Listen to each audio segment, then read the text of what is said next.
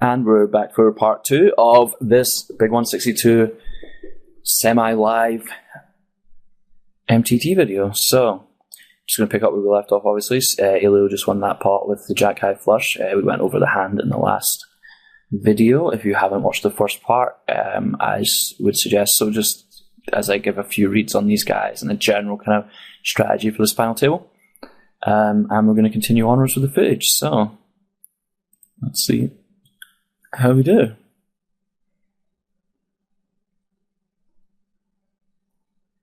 Now, blinds have just went up here to 10,000 big blinds, so the average stack is now looking like it's going to be closer to like 40,000, maybe less actually, probably a lot less, like 30.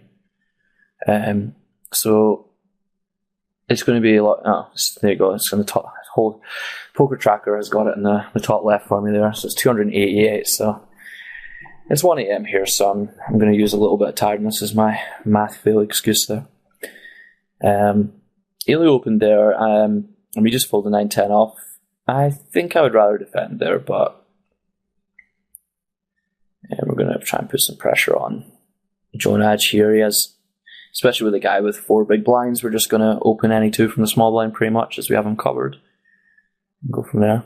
Yeah, I think that 9-10 off fold's a bit too tight again, even against Elio. And by even against Elio, I don't mean that Elio's tight, I just mean that he's very good, as I went over in my last video. Probably a little bit too much, but he's a very strong player. There we go. And I'm just getting a note on Dinos that he's very tight for future reference. And okay, so we have queens here. Casper opened another gun. He has been opening a lot in this spot. I think this is actually a really good spot to flat. Well, okay, Zed Lucky, 3 bets. So, against these stacks, we're just going to cold 4-bet and get it in. Unfortunately, I haven't been too aggressive with 3-betting at this table yet. I think this is actually a really good spot to be light, which kind of makes you sad when you have a good hand. I think that Zed Lucky's noticed the same thing that I have, that Casper opening under the gun a lot.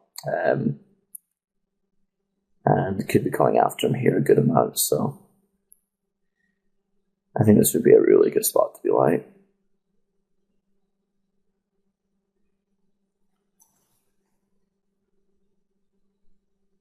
We'd be pretty much committed to Zed Lucky's stack here.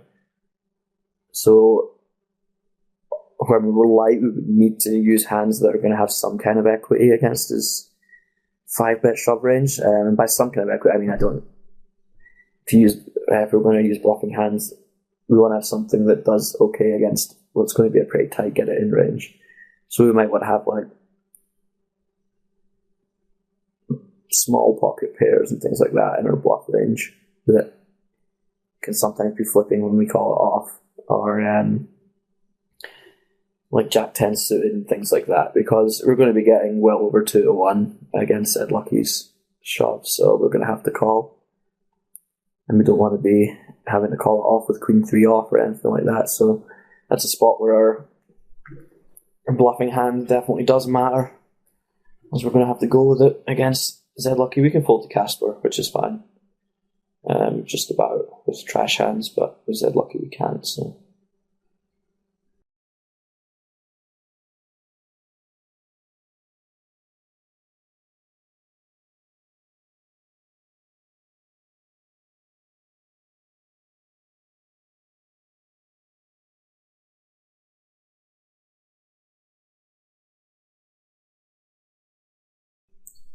Raise, call, and then check on the flop.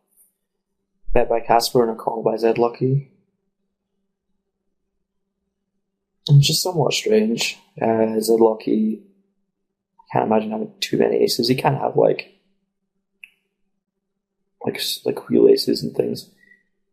Oh, in fact, no, Danimos has 2 big blinds, so I think it's actually very reasonable for Zed Lucky to flat a lot of his aces there.